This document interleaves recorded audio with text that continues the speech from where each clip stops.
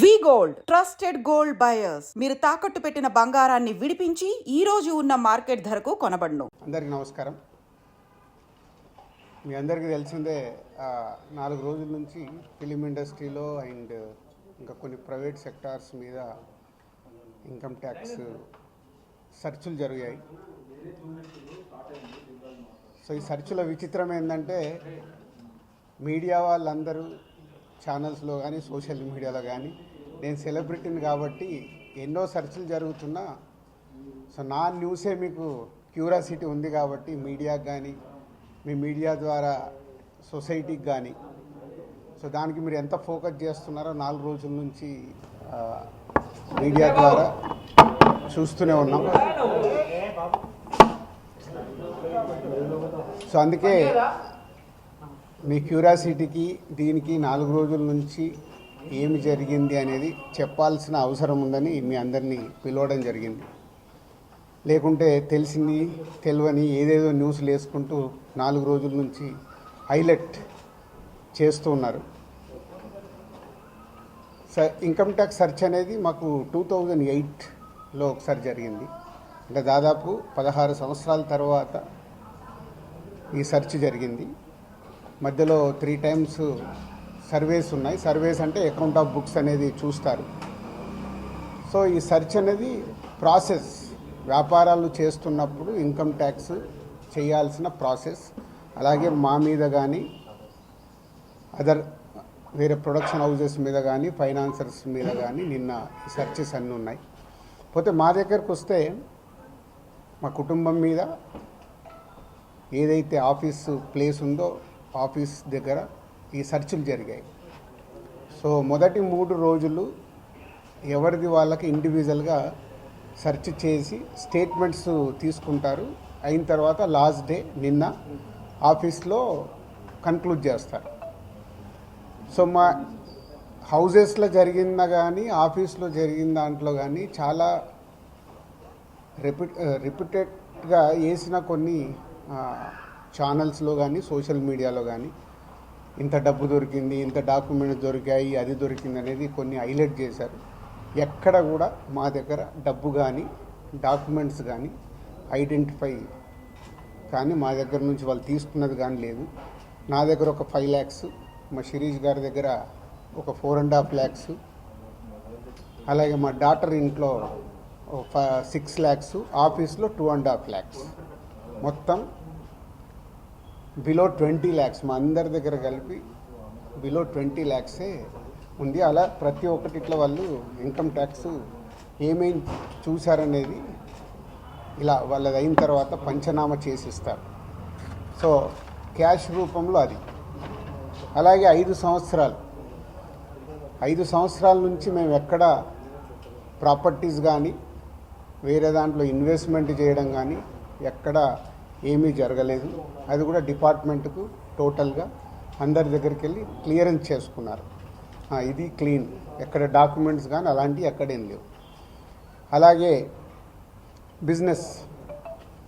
Business దాంట్లో production, distribution, theatre side ఉన్నాం కాబట్టి వాళ్ళకి అన్నీ డీటెయిల్గా కావాలి.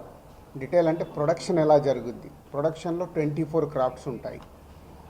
ఆ 24 క్రాఫ్ట్స్లో లావాదేవీలు ఎలా ఉంటాయి ఒక్కొక్క సినిమాకి. సో ఆ డీటెయిల్స్ అన్నీ వాళ్ళు తీసుకోవడం జరిగింది.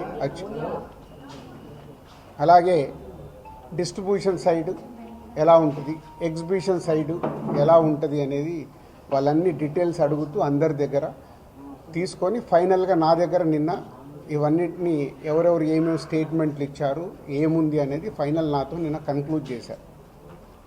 డిపార్ట్మెంటే ఆశ్చర్యపోయింది. అంటే ఇంత దిల్రాజ్ గారిని మేము ఏదో ఎక్స్పెక్ట్ చేసాం, అలా ఉంటుంది ఇలా ఉంటుందని సెర్చ్ జరిగేటప్పుడు దే ఆర్ వెరీ హ్యాపీ.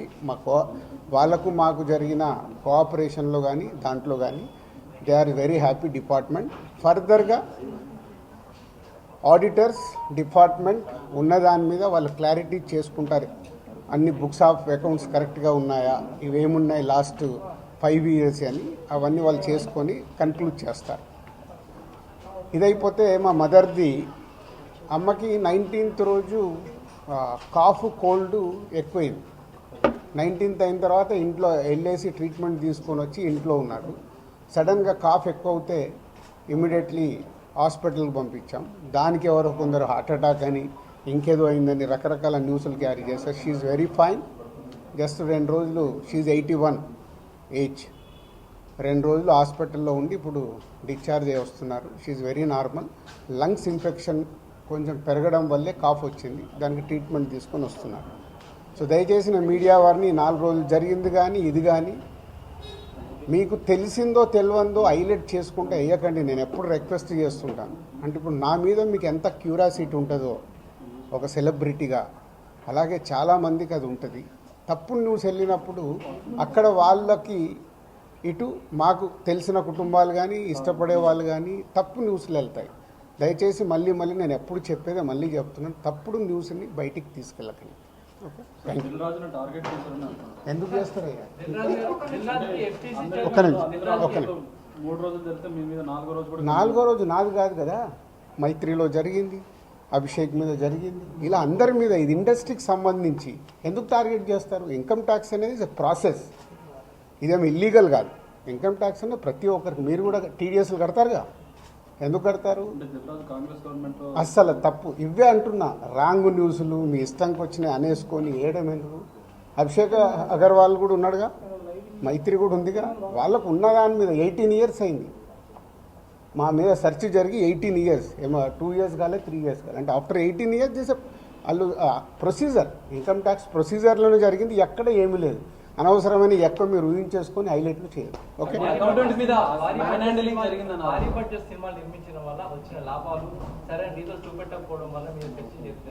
నా దగ్గర కాదండి, మొత్తం జరిగితే మళ్ళీ మీ దగ్గర అంటారండి.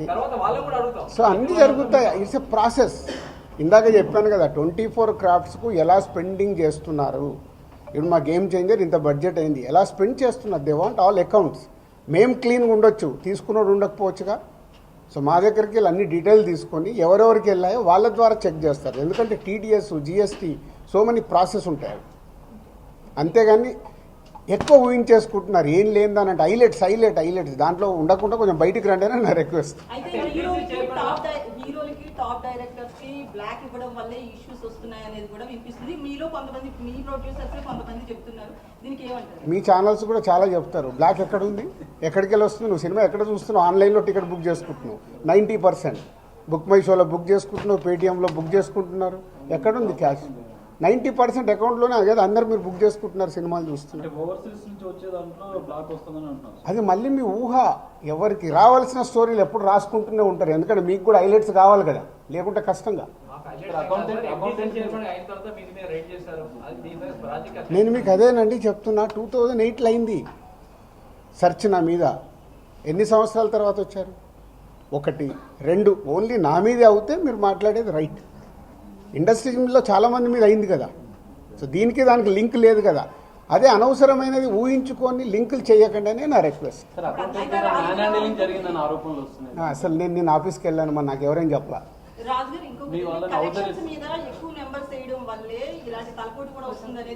అది మొత్తం ఇండస్ట్రీ అంతా కలిపి మాట్లాడతాం. అది నేను ఇండివిజువల్గా మాట్లాడకూడదు.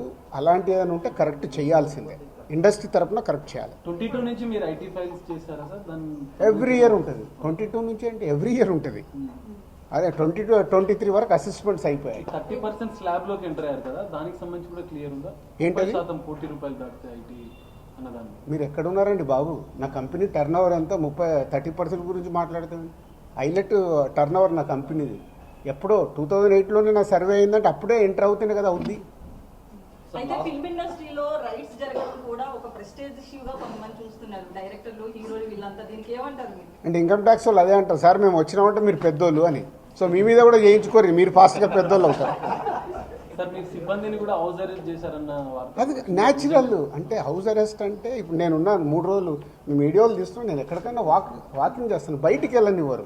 కమ్యూనికేషన్ కాకుండా వాళ్ళకి కావాల్సిన ఇన్ఫర్మేషన్ తీసుకోవడానికి అందరినీ డిఫరెంట్లో ప్లేస్లో పెట్టి ఫైనల్గా కన్క్లూడ్ చేస్తారు. ప్రొడక్షన్ టైంలో జరిగిన లావాదేవీలు, తర్వాత మీ సినిమా రిలీజ్ అయినాక వచ్చిన లావాదేవీలు, వీటన్నిటిని అడగడం జరిగిందా లేదా? ప్రొడక్షన్ అది ఆటోమేటిక్ అండి, అది ప్రాసెస్.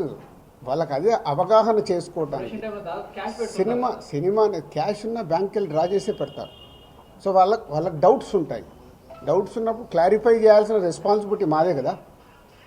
సో అలా ఒక్కొక్కటి ప్రొడక్షన్ ఏంటి, డిస్ట్రిబ్యూషన్ ఏంటి, ఎగ్జిబిషన్ ఏంటి, ఎలా ప్రాసెస్లో ఉంటాయి అన్నీ ఎక్స్ప్లెయిన్ చేస్తూ వచ్చాను. మీ దగ్గర 5 lakhs రూపీస్ అని అన్నారు, శిరీష్ గారి దగ్గర 4.5, at the same time Hanshita గారింట్లో ఎంత స్వాధీనం చేస్తారు? 6.5 lakhs. టోటల్ కలిసి 20 లక్షలండి. క్యాష్ రూపంలో మా ఫ్యామిలీలో కానీ ఆఫీస్లో కానీ 20 lakhs. అది దానికి కూడా ఇది అన్అఫీషియల్ కాదు, ప్రతి ఒక్కదానికి ఇట్లా డాక్యుమెంట్ ఇస్తారు. ఇది 5,50,000 మరి ఏం గోల్డ్ దొరకలేదు, గోల్డ్ ఉంటుంది. ఏ లిమిట్లో ఉండాలో ఆ గోల్డ్ కూడా ఉంది అందరిది. అంటే యాజ్ పర్ రూల్ ప్రకారం ఎవరి దగ్గర ఎంత ఉండాలో అంతే ఉంది. అంత మెయింటైన్ చేశారు సార్. మెయింటైన్ అంటే మేము రెస్పాన్సిబుల్ పర్సన్ కదా, ఏది మేము తప్పులో ఉండకూడదుగా. అంటే రైట్స్ జరగడం కూడా మీరు ఎంత క్లీన్గా ఉన్నారనేది తెలుస్తుంది కదా. ఇగో నా వైఫ్ 77 లక్షలు. సో ప్రతి ఒక్కటి ఇట్లా ఇస్తారు వాళ్ళు డాక్యుమెంట్, పంచనామా చేసి ఇచ్చేసి వెళ్తారు. అందరికి క్లీన్గా ఉన్నాం. అయితే ఎన్ఆర్ఐ నుంచి పొలిటీషియన్స్ నుంచి కొంత బ్లాక్ మనీ రావడం, దాన్ని ఎక్కువగా ఫిల్మ్ ఇండస్ట్రీలో పెట్టడం ఇలాంటివి జరుగుతాయి అంటారు కదా, దీని గురించి ఏమన్నా? నాకు ఇప్పియరాదు, నేను తీసుకుంటాను. మరి తక్కువ ఇంట్రెస్ట్లో ఎక్కువ ఇంట్రెస్ట్లు కడుతున్నాను నేను. సంక్రాంతికి వస్తున్న సినిమా మీద ఏపీ హైకోర్టులో ఒక పిటిషన్ ఉంది. అవన్నీ జరుగుతూనే ఉంటాయి. ఎంతసేపు నెగిటివ్ పాజిటివ్ మాట్లాడు. అవన్నీ ప్రాసెస్లో జరుగుతుంటాయి. ఎందుకు వేసారు? ఏది ఆగదుగా, ప్రాసెస్ అది జరుగుతుంది. ఓకే, ఫైనల్ ఐటీ వాళ్ళు ఏం చెప్పారు సార్? ఏం చెప్పాలి, అయిపోయింది, మొత్తం తీసుకున్నారు. థర్డ్ రోజు వచ్చి కలవమన్నారు. ఈ లోపల చెక్ చేసుకుంటారు, ఆడిటర్ వెళ్ళి మాట్లాడతారు. థర్డ్ రోజు వెళ్ళి నేను కలుస్తాను. మీరు ఫిల్మ్ ఛాంబర్ ప్రెసిడెంట్గా ఉన్నప్పుడు నెక్స్ట్ మొత్తం ఇదంతా అయిపోయింది కదా, చెప్పినా మొన్నే 2025 స్టార్ట్ అని. సంక్రాంతి వస్తున్నాం, స్టార్ట్ అయింది కదా. ఎలా సూపర్ హిట్లు కొట్టాలనేది మన పని, అదే మొదలు పెడతా. ఓకే, పాజిటివ్ అండి. నోటీసులు ఇచ్చారు, ఎప్పుడు వేస్తున్నారు సార్? థర్డ్ రోజు రమ్మన్నారు. ఈ లోపల ఆడిటర్ వెళ్ళి మాట్లాడతారు. Okay, thank you.